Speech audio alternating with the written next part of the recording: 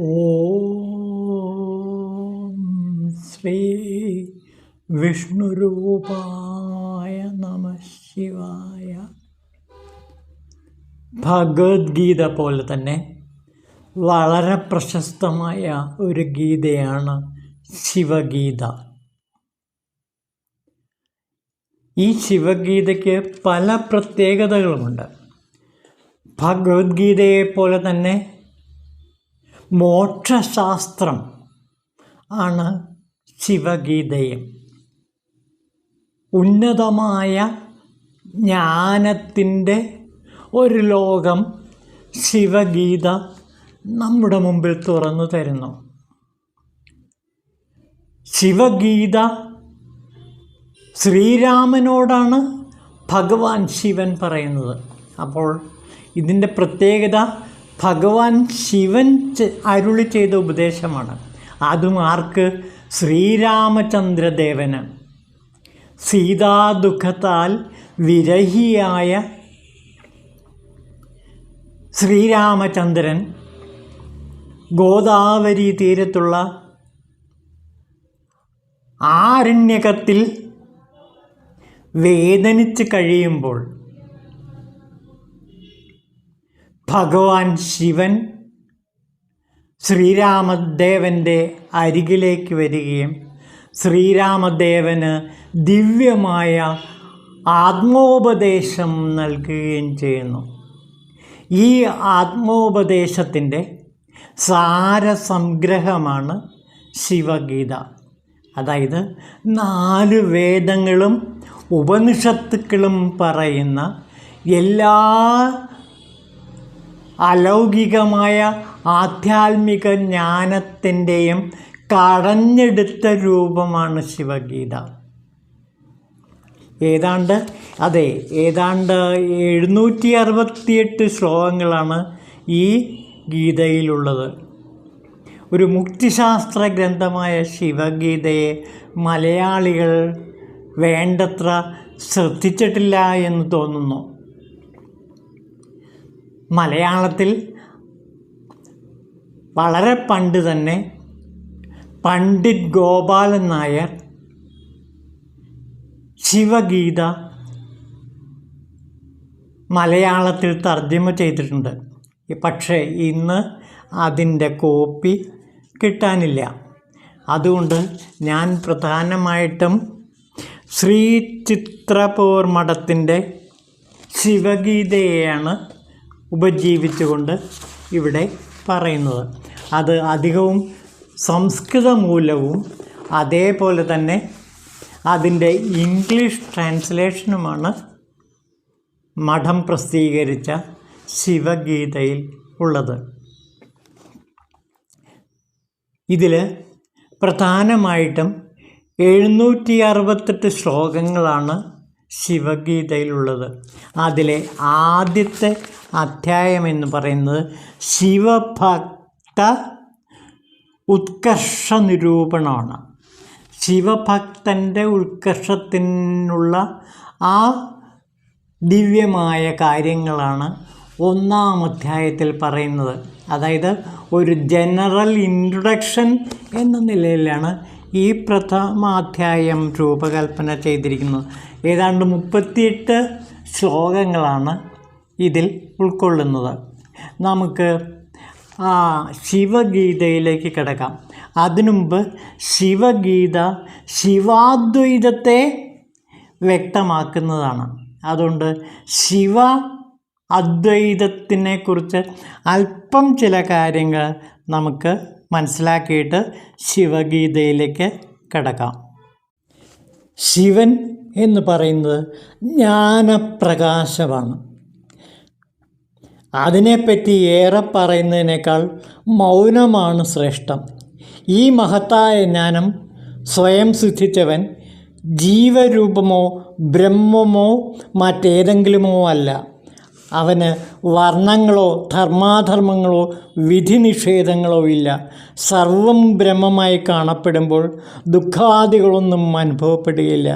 ഇങ്ങനെ പരബ്രഹ്മജ്ഞാനം സിദ്ധിച്ചവൻ കേവലം ചിദ്രൂപമായ ബ്രഹ്മത്തെ കാണുകയുള്ളൂ.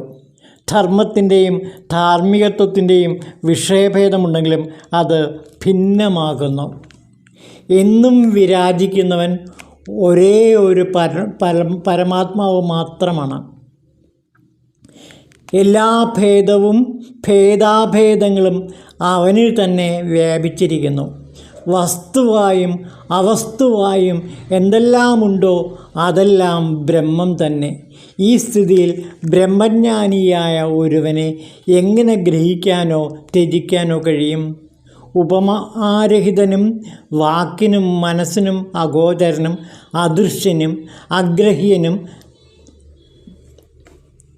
അരൂപനും അമൃത്യുവും നേത്രശ്രോത്ര പാണി പാദരഹിതനും അവ്യയനുമായ ആ ബ്രഹ്മം തന്നെയാണ് സർവത്തിനും അധിഷ്ഠാനം. അവൻ്റെ മുന്നിലും പിന്നിലും ശ്രേഷ്ഠമായ ബ്രഹ്മാനന്ദം തന്നെ. ഇടതും വലത്തും ആ ബ്രഹ്മാനന്ദം തന്നെ. ഇതാണ് ശിവാദ്വൈതത്തിൻ്റെ ഒരു രത്നചുരുക്കം. അതായത് പശുപതി സങ്കല്പം. പശു പതിയിൽ ലയിച്ചു ചേരുന്നു. പാശം ഇല്ലാതാകുമ്പോൾ, പാശവിമുക്തനായിത്തീരുമ്പോൾ പതിയിൽ പശു ലയിച്ചു ചേരുന്നു. അങ്ങനെ പശുപതി ലയനമാണ് ശിവാദ്വൈതം. ഇത് അദ്വൈതത്തിൻ്റെ ഏറ്റവും ശൈവരൂപമാണ്. ഈ ശൈവരൂപം പിന്നീട് വളർന്ന് പന്തലിച്ച് ശൈവ സിദ്ധാന്തമായും പിന്നെ ശൈവ സമയമായും പിന്നെ അതേപോലെ കാശ്മീര ദേശത്ത് കാശ്മീര ശൈവിസമായും അതുപോലെ പശുപതി മതമായും എല്ലാം തന്നെ പാശുപത മതമായും എല്ലാം തന്നെ വളരെ വികാസം പ്രാപിച്ച് ലോകം മുഴുവൻ വ്യാപിച്ചു എന്നാണ് പറയുന്നത്. ആ ലോകം മുഴുവൻ വ്യാപിച്ച ശൈവ ദർശനത്തിൻ്റെ ഒരു സാരസംഗ്രഹമാണ് ശിവഗീത. ശിവഗീതയിലൂടെ ശിവഭഗവാൻ ശ്രീരാമചന്ദ്രന് ശിവാദ്വൈതത്തിൻ്റെ മഹത്വം എന്താണെന്നും ആ ശിവാദ്വൈതത്തിൻ്റെ ഉള്ളിലെ തത്വജ്ഞാനം എന്താണ് എന്നും വിശദീകരിക്കുന്നതാണ് നാം ഇവിടെ കാണുന്നത്. സൂതൻ പറയുകയാണ്, തൻ്റെ കൂടെയുള്ള ആ ശിഷ്യന്മാരോട് സൂതമഹാമുനി പറയുന്നു, അല്ലയോ മഹർഷിമാരെ, ശിവൻ്റെ അനുഗ്രഹത്താൽ ഞാൻ ഏറ്റവും പവിത്രവും ദിവ്യവുമായ ശിവജ്ഞാനം നിങ്ങളോട് പറയാം. ഈ ശിവജ്ഞാനം ആരാണോ ഉൾക്കൊള്ളുന്നത് അവരെല്ലാം തന്നെ ലോകത്തിലെ ദുഃഖദുരിതങ്ങളിൽ നിന്ന് പരിപൂർണമായി മോചിതനാവുകയും അങ്ങനെ മോക്ഷസുഖത്തിലേക്ക് എത്തിച്ചേരുകയും ചെയ്യും. അപ്പോൾ ലോകസുഖത്തിന് വേണ്ടിയിട്ടാണ് സൂതൻ ഈ ശിവഗീത പറയുന്നത്. ലോകസുഖത്തിനു വേണ്ടി രാമനോട് ശിവൻ പറഞ്ഞ ശിവഗീത സൂതൻ തൻ്റെ ശിഷ്യന്മാരോട് പറയുന്നതാണ് നാം ഇവിടെ കാണുന്നത്. അപ്പോൾ ഇവിടെ എന്തിനു വേണ്ടിയിട്ടാണ്? ലോകത്തിൻ്റെ മുഴുവനും നന്മയ്ക്കായിക്കൊണ്ടാണ് ശിവഗീത പറയപ്പെടുന്നത്. ലോകത്തിൻ്റെ ദുഃഖ ദുരിതങ്ങൾ മുഴുവനും ഇല്ലാതാക്കാൻ വേണ്ടിയിട്ടാണ് ശിവഗീത പറയുന്നത്. അതായത് ശിവഗീത പഠിക്കുന്നതിലൂടെ ഒരാൾ ജീവിതത്തിൻ്റെ മഹാദുഃഖത്തിൽ നിന്ന് എന്നേക്കുമായി മോചനം നേടുകയും അങ്ങനെ ആ മോക്ഷസുഖത്തിൻ്റെ പരമ ആനന്ദത്തിൽ ലയിച്ചു ചേരുകയും ചെയ്യും. ഇതാണ് സൂതൻ ആദ്യമായി പറയുന്നത്. അപ്പോൾ ലോക നന്മയ്ക്കായിക്കൊണ്ടാണ് സൂതൻ ശിവഗീത പറയുന്നത്. അത് ആരുടെ അനുഗ്രഹത്താൽ? ശിവൻ്റെ അനുഗ്രഹത്താൽ. ശിവൻ്റെ അനുഗ്രഹം കൂടാതെ ശിവഗീതയെക്കുറിച്ച് ഒരു വാക്ക് പോലും നമുക്ക് പറയാൻ പറ്റില്ല. അപ്പോൾ ആദ്യം ശിവൻ്റെ അരുള്, ശിവൻ്റെ അനുഗ്രഹം നമുക്കുണ്ടാകണം. ശിവൻ്റെ അനുഗ്രഹത്തിന് വേണ്ടി പ്രാർത്ഥിച്ചുകൊണ്ട് നമുക്ക് ശിവഗീത തുടങ്ങാം.